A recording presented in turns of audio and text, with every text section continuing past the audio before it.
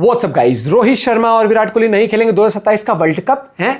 अभी तक तो अपडेट ऐसा कुछ था नहीं, लेकिन देखते हैं अर्जुन क्या कुछ कहना चाहते हैं, क्या असमंजस हो सकती, क्या दिक्कतें आ सकती हैं। 1 2 3 गो। भैया कल पूरी रात रोहित शर्मा फैंस ने रो रो कर तकिया भिगो दिया, बता रहा हूं मैं आपको। अरे ये भी ऐसी थी। बात गलत भी नहीं है, रोहित शर्मा को आप इस वजह से कप्तानी में लेकर आए थे क्योंकि आपको चाहिए थी आईसीसी ट्रॉफी। रोहित शर्मा ने 10 महीने के अंदर 2 ट्रॉफी डिलीवर कर दी। 2025 चैंपियंस ट्रॉफी फाइनल में तो Rohit Sharma player of the match भी थे। इतने बेहतरीन प्रदर्शन के बावजूद मैंने आज तक किसी कप्तान को अपनी कप्तानी गंवाते हुए नहीं देखा। हालांकि इसके बावजूद अगर आप मुझसे पूछेंगे कि क्या गिल को कैप्टन बनाने का डिसीजन गलत है, तो मैं कहूंगा बिल्कुल नहीं। ये बात बहुत क्लियर है कि रोहित शर्मा की मैक्सिमम क्रिकेट 2 साल की बची है, जबकि गिल अगर अच्छा खेले तो कम से कम 12 से 15 साल इंडियन क्रिकेट को और सर्व कर सकते हैं वो। और आप फ्यूचर की तैयारी इसी तरीके से तो करते हैं। बेस्ट एग्जांपल मेरे पास धोनी का है, जिन्होंने 2016 टी20 वर्ल्ड कप के बाद अचानक से कप्तानी छोड़ दी और विराट को कैप्टन बनाया गया। धोनी चाहते तो 2019 वर्ल्ड कप तक कप्तानी कर सकते थे, लेकिन धोनी जानते थे कि कोहली को ग्रूम करने का बेस्ट तरीका ये है कि 2017 मौका दिया जाए, यही टीम के लिए बेस्ट है। तो बेस्ट तरीका यही है कि गिल को अभी से 2027 वर्ल्ड कप के लिए तैयार किया जाए। लेकिन हाईलाइट सिर्फ ये नहीं है कि गिल को कैप्टन बनाया गया है, इसके अलावा भी इस टीम सिलेक्शन में 2-3 बातें निकलकर सामने आती हैं। इसके बारे में हम आज बात करेंगे। चैनल को सब्सक्राइब करना, वीडियो पसंद आए तो इसे अपने दोस्तों से भी शेयर करना। हाईलाइट नंबर 1, रोहित शर्मा विराट कोहली का इंडियन क्रिकेट में फ्यूचर क्या है। देखो, एक बात तो ये अलग हो गई कि कप्तान वर्ल्ड कप में कौन रहने वाला है, लेकिन इस बात में तो मुझे बिल्कुल डाउट नहीं है कि रोहित शर्मा और विराट कोहली को 2027 वर्ल्ड कप खेलना चाहिए, क्योंकि ये इनका बेस्ट फॉर्मेट है और ये इस फॉर्मेट में इंडिया के बेस्ट खिलाड़ी हैं। लेकिन मुझे पता नहीं है, बहुत फीलिंग आ रही है कि ये लोग वर्ल्ड कप खेलेंगे नहीं। खोपड़ी तो साले का। अरे मेरा खोपड़ी क्यों तोड़ रहे हो भाई? अजीत आगरकर ने कहा है कि रोहित और कोहली नॉन कमिटल हैं। हमने गूगल किया तो पता चला कि नॉन कमिटल का मतलब होता है कि ना कुछ बोलना, ना बताना, ना ओपिनियन देना कि आप चाहते क्या हो, या आर्ग्यूमेंट। मुझे पता नहीं ऐसा क्यों लग रहा है कि इसलिए बोला जा रहा है क्योंकि ये मैनेजमेंट रोहित और कोहली को 2027 वर्ल्ड कप में नहीं ले जाएगा।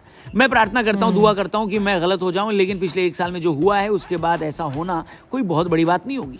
लेकिन ऐसा होना नहीं चाहिए। अगर आप लोग साथ दें तो मैं तो भैया जंतर मंतर पर धरना देने के लिए तैयार हूं, लेकिन कोहली और रोहित को 2027 वर्ल्ड कप खेलना ही चाहिए। वेल, इस टीम सिलेक्शन की हाईलाइट नंबर 2 ये है कि श्रेयस अय्यर को फाइनली न सिर्फ टीम में शामिल किया गया बल्कि वाइस कैप्टन भी उन्हें बना दिया गया। अब कई लोग इस पर नाराज भी हैं कि भाई सरपंच साहब को तो कप्तान बना दिया जाना चाहिए था। अबे साले, अभी तक श्रेयस अय्यर की टीम में जगह नहीं बन रही थी, अब डायरेक्ट उनको लीडरशिप ग्रुप में भी शामिल कर लिया। फिर भी लोगों को बड़ी चुल मची हुई है। हालांकि अभी जो India A versus Australia A की सीरीज चल रही है इस वक्त कानपुर में, उसमें श्रेयस अय्यर ने बहुत ही बेहतरीन प्रदर्शन किया है और ऐसी परफॉर्मेंस के बाद उनको इग्नोर करना बनता नहीं था। लेकिन इग्नोर तो आपको उनकी आईपीएल परफॉर्मेंस के बाद भी नहीं करना चाहिए था। लेकिन एशिया कप में टीम बिना श्रेयस अय्यर के गई, लेकिन अब लगता है कि चीजें बदलने वाली है। श्रेयस को न सिर्फ ओडीआई टीम में जगह मिली है, बल्कि ये भी कहा गया है कि गिल नहीं होंगे तो श्रेयस ही टीम के कप्तान होंगे। चलिए अब बढ़ते हैं इस टीम सिलेक्शन की हाईलाइट नंबर 3 पर, जो कि सबसे बड़ी हाईलाइट है मेरे हिसाब से, क्योंकि आप लोग विराट कोहली की बात तो करते हैं, लेकिन ये तो किसी ने नोटिस नहीं किया कि इस टीम में रविंद्र जडेजा और शमी को भी जगह नहीं दी। मैं बोल तो रहा हूं ये दो चीज पिछले वर्ल्ड कप में इंडिया के सबसे बड़े सेंसेशन थे। उन्होंने आधा टूर्नामेंट खेला और सबसे ज्यादा विकेट लेकर आग लगा दी। उनको 1 साल तक तो चोट लगी हुई थी, उसके बाद उनको टी20 में जगह मिली जहां पर उन्होंने बहुत अच्छा प्रदर्शन नहीं किया।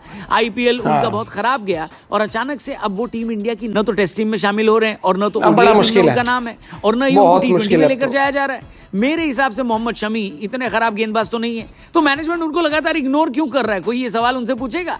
अगर ये सवाल पूछ रहे हो तो साथ में ये भी पूछ लेना कि रविंद्र जडेजा को किस वजह से टीम में शामिल नहीं किया गया है। जब पिछले साल रविंद्र जडेजा ने टी20 से रिटायरमेंट लिया था तो उनको अगली ओडीआई सीरीज में मौका नहीं दिया गया था और तब ये कहा गया था कि रविंद्र जडेजा को तो रेस्ट दिया जा रहा है। लेकिन गुरु, ये कितना लंबा रेस्ट है कि अब उनको ऑस्ट्रेलिया जैसी सीरीज में भी जगह नहीं मिल रही है? बताओ, क्या आपको लगता है कि एक नई टीम बनाने की कोशिश की जा रही है जिसमें कोहली, रोहित शर्मा, रविंद्र जडेजा और शमी की कोई जगह नहीं है? कमेंट करके बताना।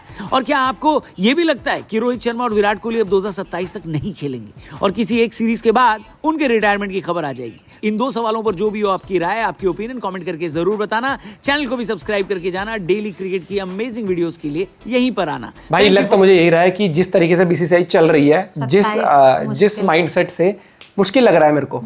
चाहता तो मैं ये हूं कि दोनों खेलें, लेकिन मुश्किल लग रहा है, ये किसी भी वक्त कह सकते हैं। और ये गलती से अगर इन्होंने इस सीरीज में परफॉर्म नहीं करा ऑस्ट्रेलिया वाली में तो भाई इनको मौका मिल जाएगा ये कहने के लिए कि भैया ना उनकी अच्छा नहीं चल रहा है। और धीरे धीरे आप देखो ना, पहले शमी को फेज आउट करा, जडेजा को, अब ये कप्तानी धीरे धीरे कप्तानी से, अब फिर ये, अब उन्होंने कप्तान जब होता है ना परफॉर्म ना भी करे तो फिर भी कप्तान ऐसे जीत रहा हो तो फिर भी बच जाता है वो कहीं ना कहीं, मतलब कि उसके ऊपर इतनी काज नहीं करती। लेकिन जब वो एज अ प्लेयर खेलेगा तब हाँ अब वो एज अ प्लेयर अगर उसने नहीं करा तो फिर मुद्दा देखते जाओ दोस्तों। मुझे गड़बड़ तो यही लग रही है, लेकिन मुझे जस्टिफाइड सबसे बड़ा इसके लिए जडेजा के लिए भी नहीं लग रहा है। एक तो शमी का तो हम कह सकते हैं कि उसको इंजरीज बहुत रह रही हैं हाल फिलहाल में, लेकिन भाई फिर हम ये भी कहते हैं कि देखो अब जस्टिस मांगने वाले फिर कुलदीप यादव के लिए जस्टिस मांगेंगे, पूरी सीरीज बाहर बैठा वो बंदा इंग्लैंड में।